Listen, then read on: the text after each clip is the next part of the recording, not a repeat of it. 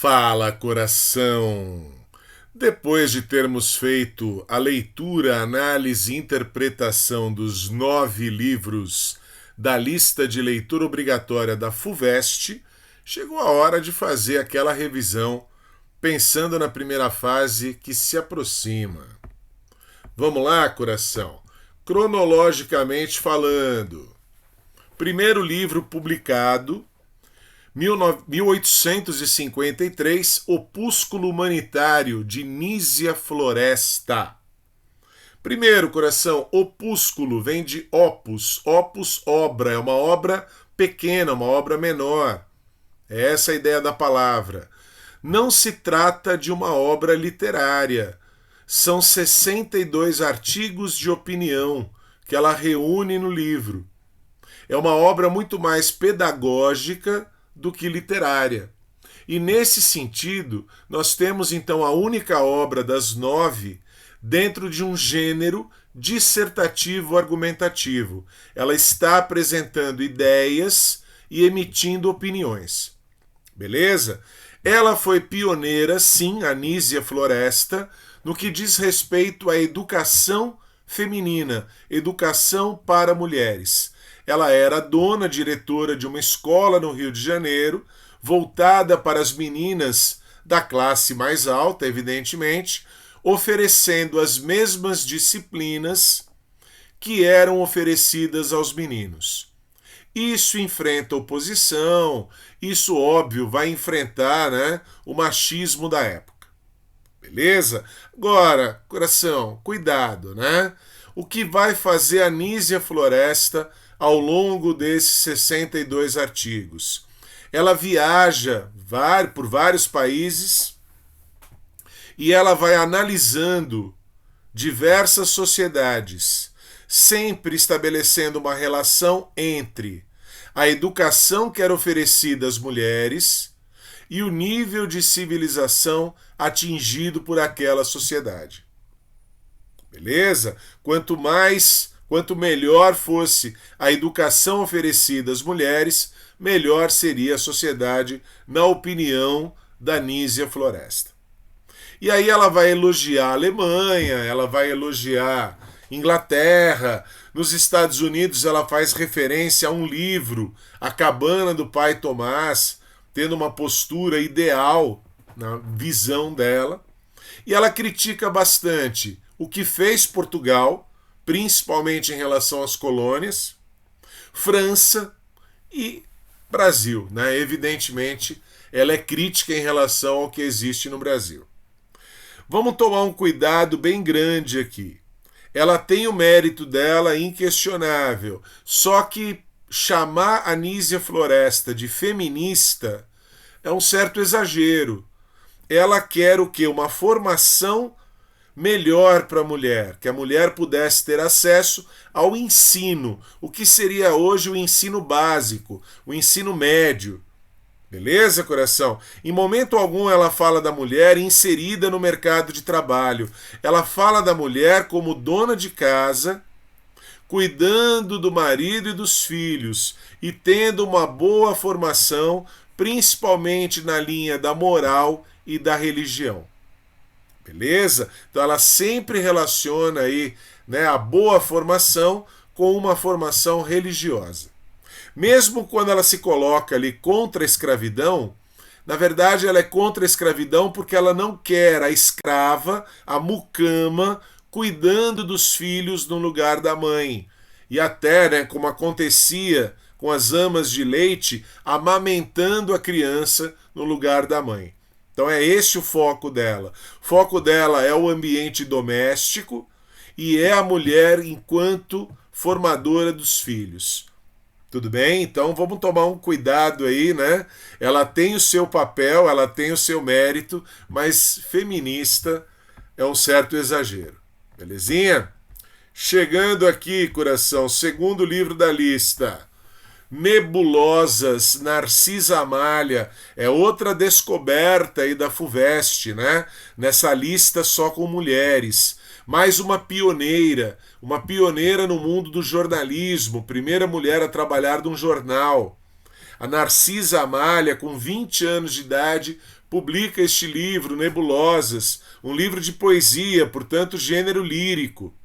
1872 já havia, né, acontecido no Brasil o romantismo e as 3 gerações da poesia romântica. Então, Narcisa Amália, a gente vai entender como uma mulher à frente do seu tempo, 2 casamentos, 2 separações. Então, isso para a época já era bastante coisa, né? Trabalhar num jornal, tá? Então, ela enfrenta uma série de preconceitos. E eu acho que aqui o foco principal é o silenciamento. Por que nos livros de literatura, por que nos manuais de literatura aparecem apenas os homens e as mulheres somem, desaparecem? Então a obra dela tem o mérito, deve figurar junto com Gonçalves Dias, Álvares de Azevedo, Casimiro de Abreu, né, Junqueira Freire, Fagundes Varela, Castro Alves, estar junto, né, não ser omitida, não ser silenciada. E aqui, coração, cabe, né, aquela revisão de romantismo.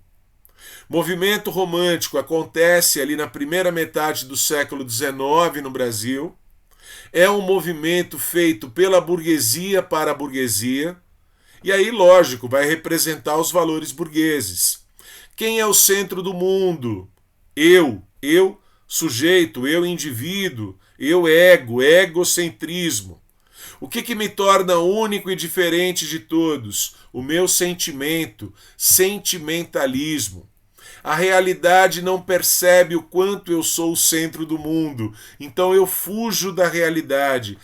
Fuga da realidade, evasão da realidade e escapismo são as principais características românticas. Tudo bem? Figuras idealizadas, né? Homem, mulher, os amores idealizados e essas 3 características: egocentrismo, sentimentalismo e escapismo. Ainda que ela, né, cite poetas brasileiros e estrangeiros das 3 gerações, das 3 vertentes, a poesia dela é muito mais afinada com a segunda geração, a geração do mal do século, do spleen, do tédio. Tudo bem, coração? E aí, numa terceira parte do livro Nebulosas, ela vai se aproximar um pouquinho da geração condoreira, da terceira geração romântica no Brasil. Aí você vai lembrar do Castro Alves. Ela, inclusive, dedica um poema ao Castro Alves. Dá para perceber ali, né, que é próximo da morte dele. Um poema em homenagem ao Castro Alves. Faz poesia, né, do escravo. Então ela vai, né, inclusive na métrica, na forma literária utilizada, ela vai se aproximando da terceira geração. Então ela começa na segunda, se aproxima da terceira. Mas prevalecem, tá, os poemas afinados com a segunda geração romântica. Belezinha? Então, poesia lírica, romântica, é o que faz a Narcisa Amália. Estou apostando aqui que vem alguma coisa nessa linha do silenciamento. Tá bom? Terceiro livro, coração. É uma revisão, tem que ser rápido, né? Sentiu necessidade, corre na aula do livro. Tem uma aula inteira aí de, né, 30, 40 minutos sobre cada um dos livros, tá? Memórias de Marta, Júlia Lopes de Almeida. É o primeiro livro narrativo, né? Primeiro livro que entra nesse gênero da narração, do narrador contando uma história. Tem 2 edições, a edição do folhetim, que era um capítulo por semana, e a edição em livro. Vale lembrar, né? 1889, primeiro que é um ano importante, né? Proclamação da República. E também, né, ela faz o livro, faz o folhetim antes do livro Curtiço. E, óbvio, né, aqui no livro a gente vai ter o retrato, né, da vida das 2 Martas, a Marta mãe e a Marta filha, vivendo no ambiente de um cortiço. Tá? 1899, depois da publicação do livro. Ela foi pioneira, tá? Deveria ter sido a primeira mulher a figurar, a integrar a Academia Brasileira de Letras, na fundação, 1897. Só que ela seria a única mulher. E aí, para manter, né, o clube do Bolinha, só homens, quem entra no lugar dela é o marido. Tá? Lamentável, né? Ela que era a grande escritora e quem acaba figurando ali, né, como membro, como imortal da academia foi o marido dela, tá? O livro, coração, vamos ao enredo, né, a história.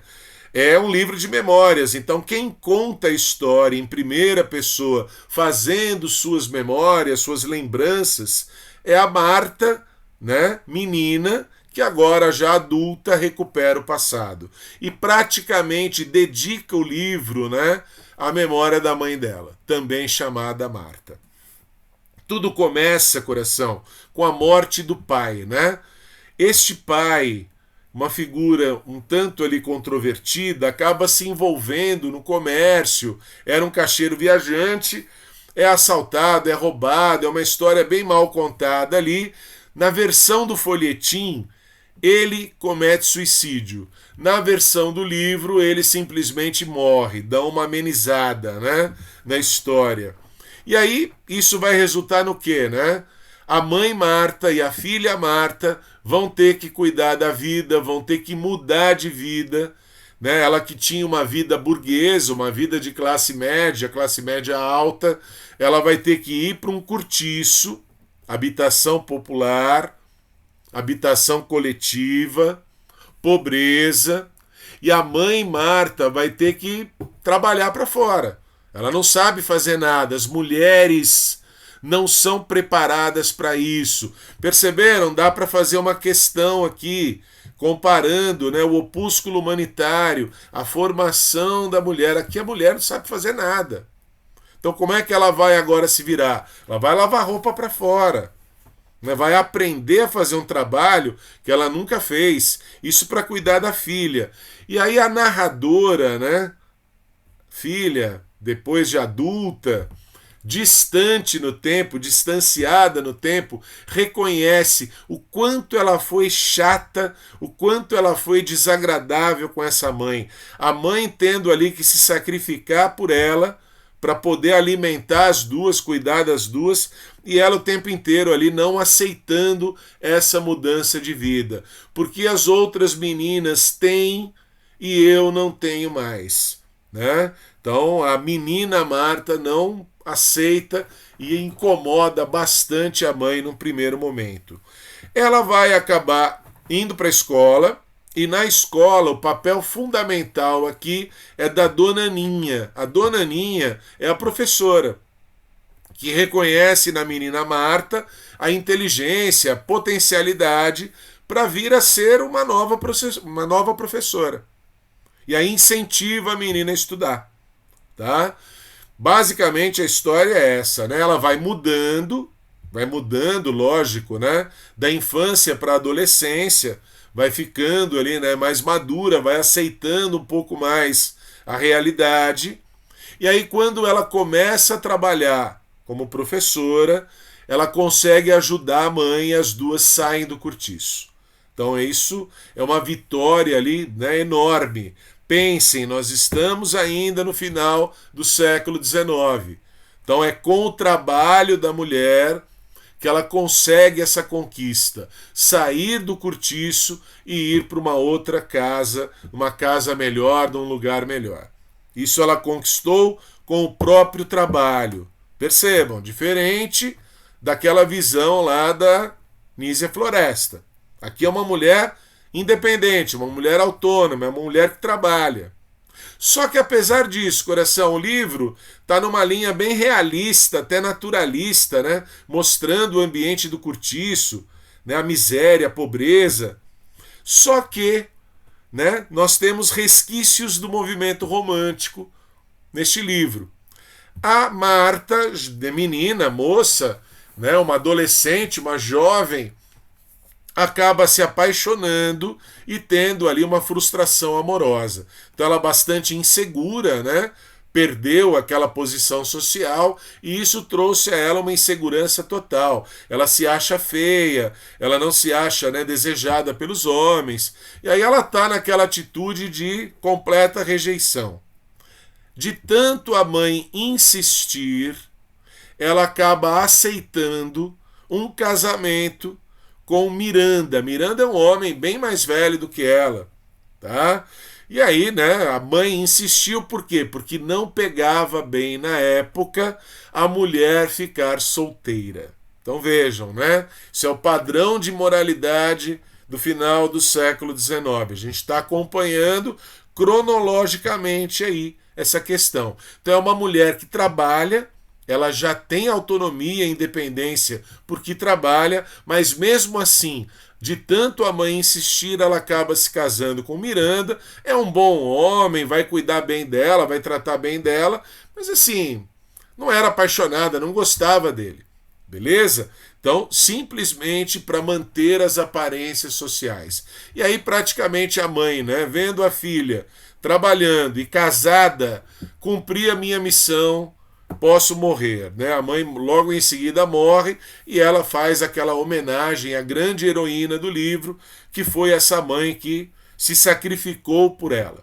Beleza? O livro é simples, o enredo é bastante simples, linguagem acessível, bem tranquilo. Então é uma obra bacana aqui, tá? Dessas 9 escolhidas, né, pela FUVEST. Então, fizemos aí o terceiro.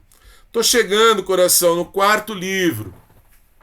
Caminho de Pedras, Raquel de Queiroz, publicado em 1937. Em 77, 40 anos depois, a Raquel de Queiroz vai ser ela a primeira mulher a integrar a Academia Brasileira de Letras. Perceberam? 80 anos depois, né, da Júlia Lopes de Almeida ter sido ali, coitada, né, substituída pelo marido. Tranquilo? Então aqui, coração, gênero narrativo também, tá? A Raquel de Queiroz pertence à segunda geração modernista no Brasil, aquela geração de 1930. É o romance nordestino, é aquele romance neorrealista. Retoma aquela atitude crítica do realismo, mostrar a realidade como ela é. Este livro ele é ambientado em Fortaleza, capital do Ceará. Nos primeiros 5 capítulos, parece, né, que o protagonista é o Roberto. Ele volta para Fortaleza depois de um tempo no Rio de Janeiro e ele volta para liderar um grupo ali, né, do Partido Comunista. Ele é o gravata, porque ele é o intelectual, o jornalista. E aí ele vai liderar um grupo de operários, são os chamados tamancos. Há uma rivalidade, os operários não aceitam muito bem a liderança dele. Então essa questão do intelectual dominando, né, organizando o operário. Então há uma disputa ali entre eles. O foco, né, dessa disputa vai deixando espaço a partir do 6º capítulo, quando entra em cena a protagonista, Noemi.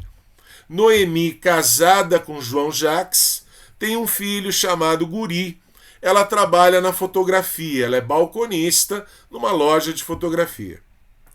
Coração, ela vai se apaixonar pelo tal de Roberto.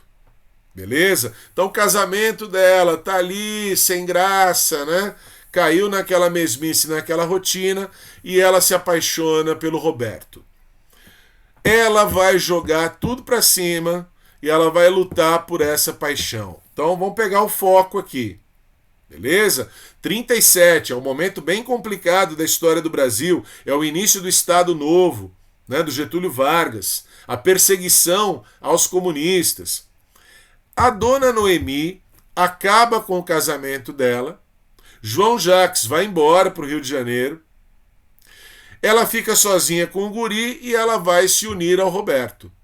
O menino, por castigo divino, cruel, né? A decisão da Raquel de Queiroz aqui. O menino Guri morre, ela fica ali desempregada, ela é vítima do preconceito, o dono ali da loja da fotografia diz, olha, não tenho nada contra você, mas aqui as famílias, né, que vêm não querem uma mulher separada, nem existia divórcio na época. Perde o emprego, não consegue arrumar outro emprego, o novo marido, novo parceiro, Roberto, vai ser preso. E aí, coração, ela ainda termina a história grávida. Então ela está completamente sozinha, perdeu o primeiro filho, o novo companheiro está preso, e ela está grávida e faz pequenos bicos, né? Trabalho regular, trabalho formal, nada. E ela vai lutando pela sobrevivência dela. Então vocês percebem, né? É uma mulher que está inserida no mercado de trabalho e que enfrenta o preconceito. E aí é óbvio, o título do livro, Caminho de Pedras, é uma grande metáfora, né? Para aquilo que vive a mulher. Então, foco total aqui na questão feminista. Então, esse livro pode preparar aí que vem questão, né, certamente da FUVEST. Bem diferente de todos é esse daqui, coração. O Cristo Cigano, Sofia de Mello Breiner, 1961. É uma escritora portuguesa. Primeiro problema que eu vejo aqui, né? Pra quê, né? Aquilo, né? Brasil já está independente de Portugal. Nós vivemos no Brasil. Não é o Fernando Pessoa, não é o Camões. Coração, pra que escolher autoras portuguesas? Não sei, tá?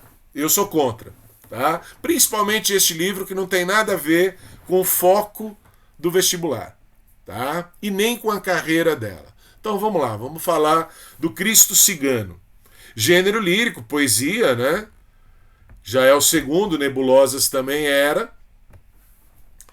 Ela própria, essa escritora portuguesa, recebeu o prêmio Camões, palmas para ela, né?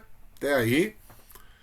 Ela própria destaca, né? Este livro é diferente daquilo que ela escreve no restante da carreira.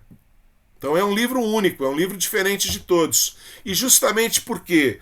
Porque ela segue neste livro, que são 12 poemas, um autor brasileiro, João Cabral de Melo Neto. Então você vai colocar na lista uma mulher, para quê? Para comparar com o homem? Para comparar, então coloca o homem, coloca o João Cabral, tá? Nesse sentido, eu acho aqui uma escolha bastante infeliz. Poderiam ter colocado Quarto de Despejo, Carolina Maria de Jesus, Clarice Lispector, tantas outras, né? Pega aí uma mais contemporânea, tem tantas boas escritoras, tá? Mas é isso que temos.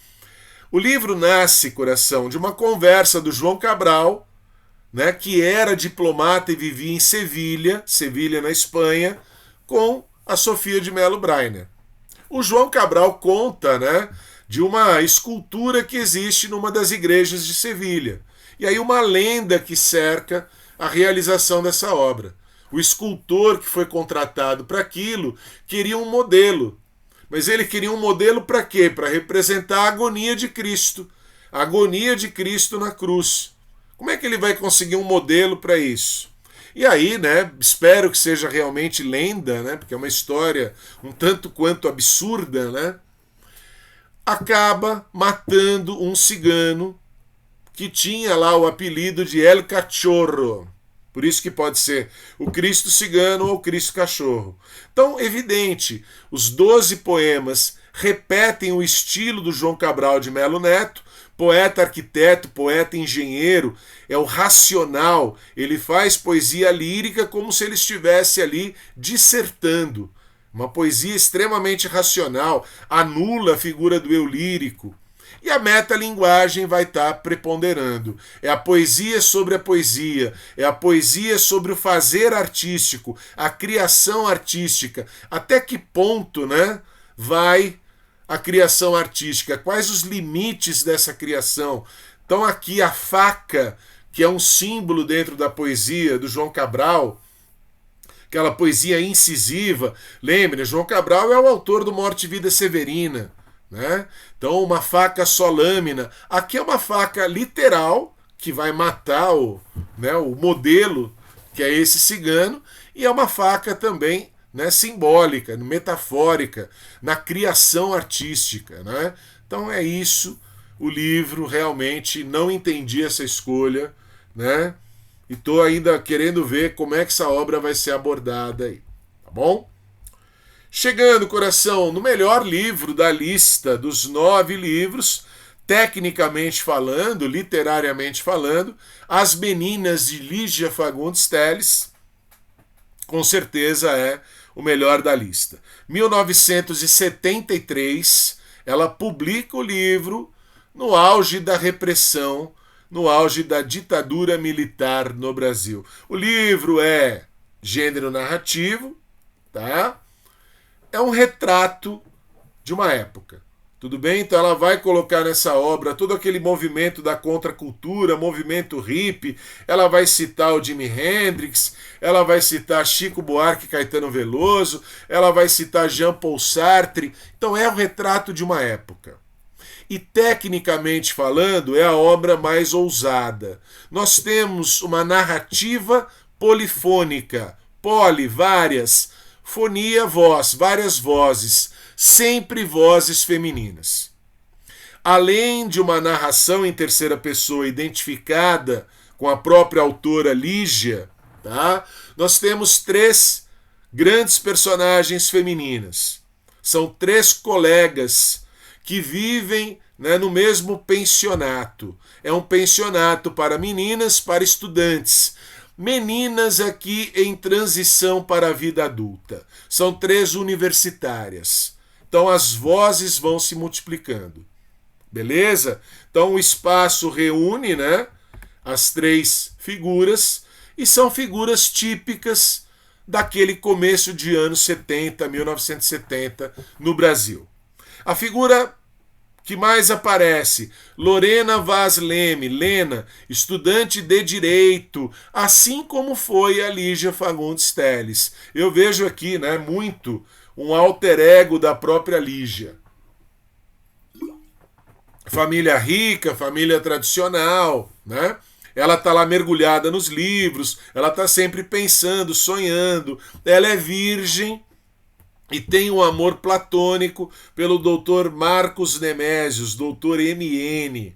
Tá? Fica o tempo inteiro nesse dilema. Se ela arruma um namorado ali mais próximo, mais físico, num relacionamento mais erótico, ou se ela continua nessa busca platônica pelo doutor MN.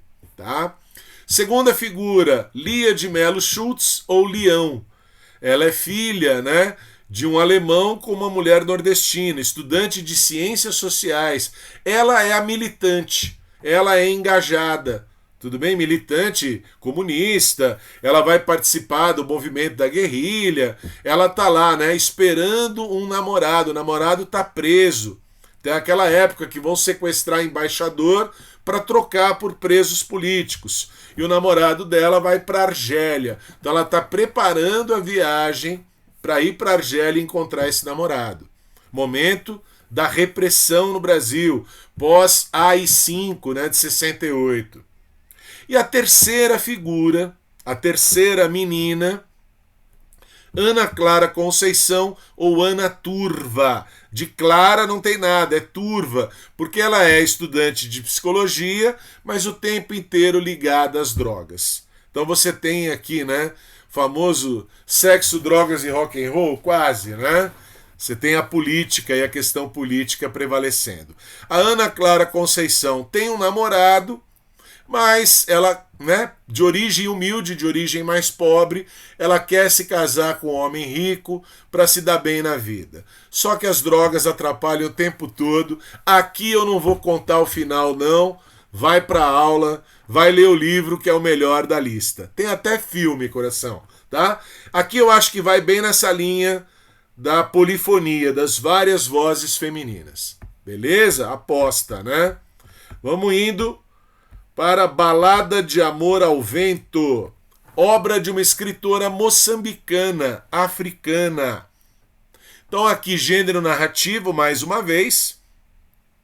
Paulina Chiziane, em 1990, é o primeiro livro publicado por ela. A Paulina Chiziane participou da Frelimo, Frente de Libertação de Moçambique. Tá? Então, uma pessoa engajada e uma escritora. Tá? Interessante aqui que é uma história de amor que ela vai contar, né? A Balada de Amor ao Vento. A narradora em primeira pessoa é a Sarnal.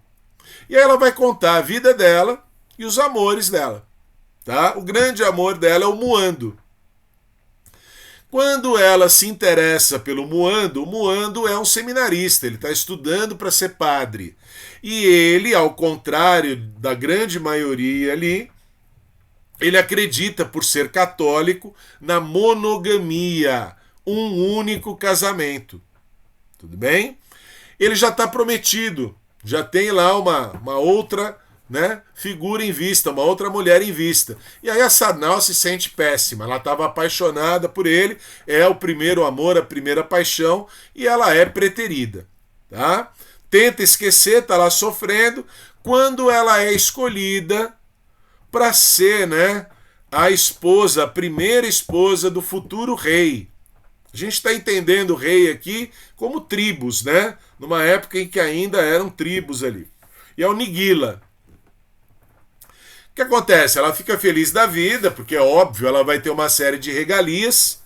No entanto, ela vai entrar na chamada poligamia. A Paulina Chiziane tem um outro livro que já foi lista da Unicamp, Niket ou História da Poligamia. E aqui ela aborda o mesmo tema de novo. Né? O homem pode ter várias esposas. E aí uma mulher tem que aceitar a presença da outra. O marido faz o que bem quiser. Então é ele que vai escolher com qual mulher ele vai passar a noite. Então ela vai mostrando toda essa relação. Tá?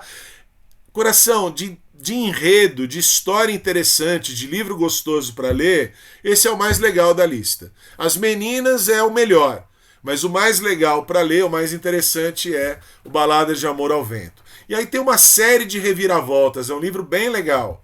Tá? Ela acaba fugindo com o Muando. Muando depois é perseguido, vai embora, foge, eles se reencontram. Então são várias idas e vindas. Mas o mais importante, ela vai afirmar isso daí. Seja na poligamia, seja na monogamia, ou até mesmo solitária, a vida da mulher é bem complicada. Então o foco no feminismo aqui é bem intenso, é bem grande mesmo. Corre para a aula lá, a aula inteira, sobre o livro, que essa aqui eu acho que vale a pena você dar uma conferida, tá bom? Estamos chegando no Canção para Ninar Menino Grande, né, da escritora brasileira viva Conceição Evaristo, mais uma obra narrativa, tá? Vai afirmar a narradora que a gente entende como a própria, né, Conceição Evaristo, que o livro nasceu de uma canção. Está no título, canção esta composta pela Juventina Maria Perpétua, pela Tina, que é personagem do livro. Vai acompanhar a história do Fio Jasmin. Fio Jasmin é o príncipe negro. E ele é maquinista, ele trabalha no trem. Cada estação de trem que ele para, ele tem uma mulher chorando por ele. Então as mulheres se derretem por ele. Ele é o bem amado, né? E ele não dá importância nenhuma para esses relacionamentos. Então mulheres se matam por ele, mulheres fazem sacrifícios por ele e ele simplesmente vai passando pelas estações e vai deixando amores e filhos pelo meio do caminho. Ele tem uma esposa, Pérola Maria, com ela ele tem pencas de filhos. Tudo bem? E os outros relacionamentos para ele são só um passatempo, uma diversão. Ele se vê no direito de fazer isso, até porque o pai também já havia feito isso. Então aquele orgulho masculino, né? Aquela coisa do bem amado e bem outras coisas também. Você já imaginou, tá? Até o momento em que ele conhece a Tina, a Juventina Maria Perpétua, e com ela a relação erótica é diferente. Não há, como direi aqui agora, penetração. Tudo bem? É só sexo oral. Tá bom? Então ele tem a Pérola Maria, que vai engravidando, e ele tem a Tina, que é um relacionamento, né, nessa linha. E vai mudar mesmo a situação quando ele conhece Eleonora Distinta de Sá, que é uma mulher, a gente entende aí pela história, né? Isso é sugerido, é uma mulher o quê? Homossexual, uma lésbica, né? E aí ele vira parceiro dela, ele já tá ali quarentão, né? Ele já tá percebendo que aquela vida, né, tá se repetindo muito. E aí ele vira amigo, parceiro. Aí ele começa a perceber o quanto ele é solitário. Aí ele começa a perceber quanto esses relacionamentos são vazios. E aí, vejam, consegue realmente mudar o menino grande, né? O menino grande, o menino imaturo, quase um Macunaíma aí, né? do Mário de Andrade, ele vai mudar um pouquinho. E no final, a Conceição Evaristo vai abrir espaço para falar do quê? Da confraria de mulheres. Então ela, escritora, né, a Juventina Maria Perpétua, que é a cantora, compositora, então são mulheres companheiras, parceiras, a sororidade. Beleza? Então aqui, né, um livro importante por ser uma obra bem contemporânea, vocês estão vendo aí 2018, escritora brasileira bastante importante. Último, estamos chegando no fim. A Visão das Plantas, de Jaimília Pereira de Almeida, 2019. Coração, também assim, né? Entendo e não entendo essa escolha.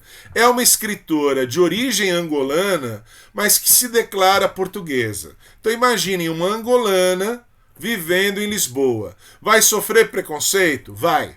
Só que o livro colocado na lista, esse A Visão das Plantas, ele nasce de uma relação de intertextualidade.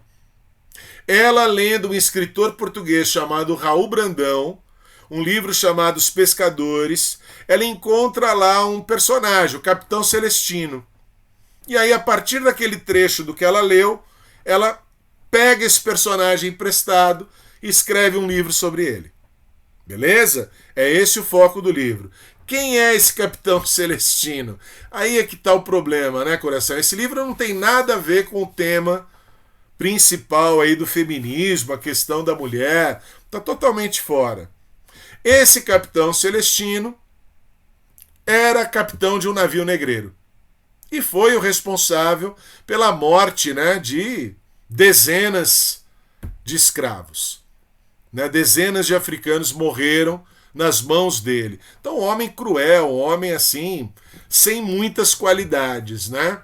Só que agora, velho, aposentado, aquele capitão que viajou pelo mar, vai para a terra, né, onde ele nasceu. E ali ele tem a casa, né, que era a casa da infância dele, onde a mãe morava, a mãe que já está falecida, e ali ele vai criar um jardim. E ele é um excelente jardineiro. Então, coração, o capitão de navio negreiro, cruel, né, grande assassino, vai estar lá passando a velhice dele, calmo e sossegado, cuidando de plantas, cuidando de flores. E aí, percebam o título, né? Qual a visão que as plantas têm? Indiferença. Coração, para as plantas, importa que ele foi um capitão de navio negreiro? Não. Beleza? Agora, olha a ideia. Essa é a visão das plantas. Não deveria ser a visão dos seres humanos. Outra personagem que aparece na história é um padre. O padre vai lá o tempo todo perguntando se ele não quer confessar. Ele não quer confessar. E o padre tenta cuidar de plantas com a mesma qualidade que ele. Não consegue. O padre tem inveja dele. Padre, pensem, né? Todo o processo de colonização, Portugal colonizando Angola, Moçambique, Brasil, né? Essa colonização teve ali ao lado que a catequese, os padres jesuítas que vieram catequizar os índios, vieram trazer e impor a religião católica. Então tem algo a ver aí, né? Eu interpreto este livro muito nessa linha. Os crimes cometidos pelo imperialismo português, né, no caso, esses crimes, coração, ficaram impunes, né? Historicamente, não houve reparação nenhuma, tá? Assim como este capitão de navio negreiro vai lá sonhar com algumas das suas vítimas, ter algumas alucinações, mas tudo vira indiferença, né? E ele morre numa boa, tranquilo, levando uma velhice sossegada. Beleza? Coração, tem dúvida, tem alguma questão sobre um dos 9 livros? Manda para mim nos comentários. Se tiver sugestão, outro livro, outra lista, pode colocar aí, a gente vai interagindo. Belezinha? Aquele abraço, valeu, boa prova para vocês aí, boa sorte. Fui.